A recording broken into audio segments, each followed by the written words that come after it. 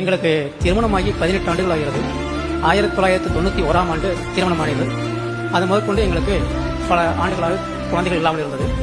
நாங்கள் 96 ஆண்டிலே ஆண்டவரை தெரிந்து கொண்டு ஆண்டவருடைய ஊழியங்கள் எங்கெங்கெல்லாம் நடக்கிறதோ அங்கெல்லாம் வாரமும் மாதமுமாக நாங்கள் சென்று பிரார்த்தித்து வந்தோம்.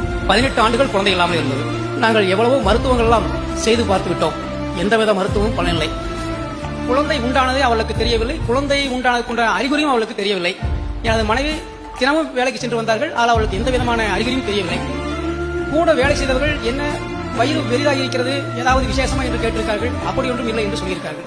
இப்படி பல பேரும் கேட்ட பின்பு அவள் என்னிடம் சொன்னால், சரி எதற்கும் நாம் மருத்துவ அணுகி பார்க்கலாம் என்று பார்த்தபோது எங்களுக்குள் சந்தேகம்தான். என்னால் வயிற்றெல்லாம் கட்டி என்றெல்லாம் சொல்கிறார்கள். அப்படி ஏதோ இருக்குமோ என்ற நம்பிக்கையிலே நாங்கள் போய் பார்த்தபோது அவர்கள் உங்களுடைய மனைவி குப்பமாக இருக்கிறார் என்று சொன்னார்கள். நாங்கள் இந்து குடும்பத்தை சார்ந்ததனாலே நாங்கள் முதலாக ஜவஹர் சாமிகளை அன்பின் ஊழியத்திலே வந்து பார்த்து எங்களுடைய குறைகளை எல்லாம் சொல்லி மன்றாடினோம், வேண்டினோம், அழுதோம். அவர் எங்கள் குடும்பத்துடைய பெயர்கள் எல்லாம் சொல்லி ஆண்டு வெளிப்படுத்தினாரா? எங்களுடைய பெயர்கள் எல்லாம் எங்களுடைய மூதாதைகள் சாமி கும்பிட்டார்கள், பூசை செய்தார்கள். அவர்கள் சிவ வழிபாடுகளை வழிபட்டுக் கொண்டிருந்தார்கள்.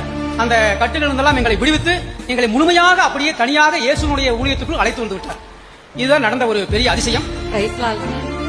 நாங்க இந்து குடும்பத்தை சேர்ந்தவங்க.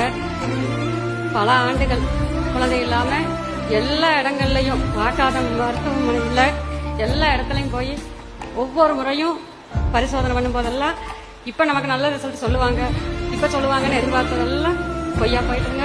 அதுக்கப்புறம் பிரதர்கிட்ட வந்து ஜெபம் பண்ணும்போது பிரதர் சொன்னார், உம்முடைய கரத்தில் குழந்தையை காண்கிறேன், நீ அன்போடு முத்தமிட்டு மகிழ்வதையும் அனைவருக்கும் இனிப்புகள் கொடுப்பதையும் நான் காண்கிறேன், நீ கலங்காதே என்று சொன்னார். அந்த நம்பிக்கையின்படி நாங்கள் வாழ்ந்து வந்தோம்.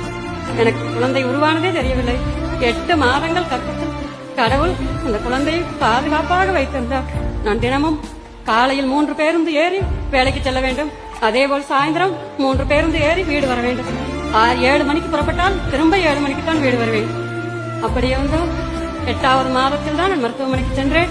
அப்பொழுது போய் பார்க்கும் பொழுது மருத்துவர் அதிசயத்து போனார். ஒரு அறிகுறியும் உமக்கு தெரியவில்லையா என்று கேட்டார். தெரியவில்லை என்று சொன்னேன். குழந்தை ஆரோக்கியமாக இருக்கிறதா என்று ஸ்கேன் செய்து பார்த்தார்கள். கர்த்தர் அற்புதமாக அந்த குழந்தையை